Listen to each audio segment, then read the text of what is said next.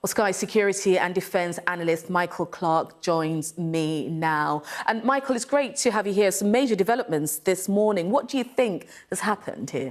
Yeah, it's a big story, Vanessa. The Russian claim that it was a vehicle that exploded on the bridge is ridiculous. I mean, if it was an explosion, it would have gone upwards, not come from underneath, and you can't get that much stuff into a vehicle going over a bridge. I mean, bridges are designed to withstand accidents of that sort.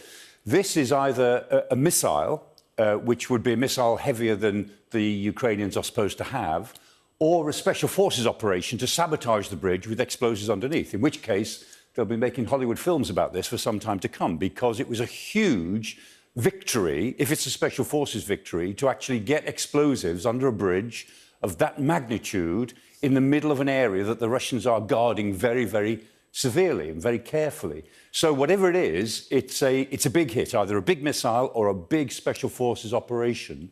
And although the Ukrainians will not claim it yet, it's a huge victory for them, similar to the sinking of the Moskva, the flagship in the Black Sea. It's a big blow to the Russians in that respect. Absolutely. I guess the key question here is why has this particular bridge then been targeted? And also, as you were saying, I mean, you've alluded to some of that, but what is the significance then for Ukraine? Yeah, the significance is the importance of the bridge. I mean, until this bridge was built, it was opened in 2018 by Mr. Putin to great fanfare.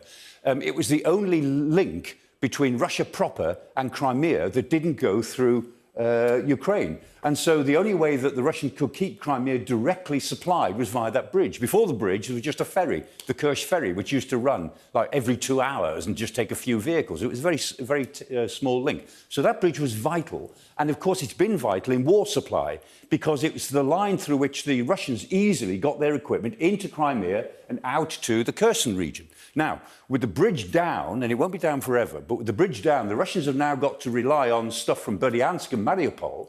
So they've got to take things effectively by sea to Mariupol and Berdyansk, and then use the one decent rail line, which is coming within range now of Ukrainian artillery. So Russian supply lines into Kherson will be affected by this in quite a big way. However, this is temporary. The Russians will repair the bridge for sure.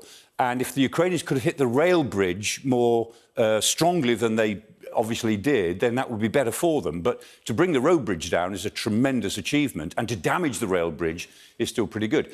My guess is that this will give the Ukrainians maybe 2 weeks, 3 weeks until this is all repaired, of advantage, where the Russians will find it really difficult to get any more equipment into the Kherson region, where they're already in trouble. Absolutely. And I think most people then will be wondering what impact will this then have on Putin and the war moving forward? It's a big one, because Mr. Putin opened this bridge in 2018 to great fanfare. And of course, for him, this was the symbol of the fact that Crimea was now Russian. Crimea had been conquered in 2014, had been annexed by Russia illegally. And the idea of linking Russia directly to Crimea via the bridge was a way of saying this, of course, is now Russian. No question about it. So he put his prestige on the line by saying that. He never thought he would have to go back on it. And, you know, given the fact that the Memorial Institute, Sakharov's Institute, was awarded the Peace Prize yesterday, the Nobel Peace Prize, and this overnight, it hasn't been a great 70th birthday celebration for him, one way or another. Not at all. Major setback for him, isn't it? Indeed. Michael, thank you.